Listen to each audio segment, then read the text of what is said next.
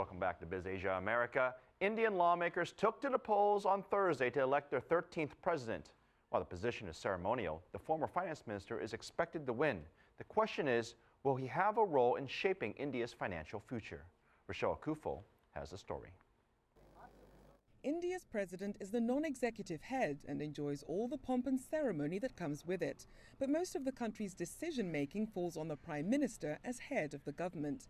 Former finance minister Pranab Mukherjee is expected to win the presidential election with more than two-thirds of the vote. In my long political career, spanning over 5 decades, I have been fortunate to receive love, affection and confidence of my party colleagues and also the members and leaders of other political parties. But while he's received praise for putting out India's political fires, critics blame him for the country's sharply slowing economic growth.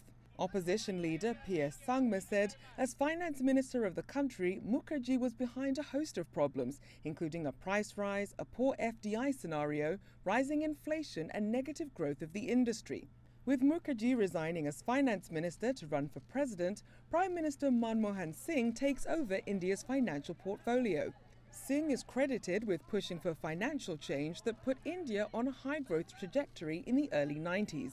But since the global financial crisis, the Indian economy has been growing at its slowest pace in nearly 10 years, not to be mistaken with an actual slump. The IMF still predicts that India will finish up 2012 around a percentage point off its decade-long average of more than 7%. Now, while this may not seem like much, it's more than triple the growth expected here in the US. Singh plans to roll back some of Mukherjee's investment limits on foreign companies. Foreign direct investment in India from January to March dropped to $1.4 billion, down from $5 billion last year. Singh faces strong opposition even from within his own political party, prompting analysts to predict a continued slowdown for Asia's third largest economy. Rochelle Akufo, CCTV, Washington.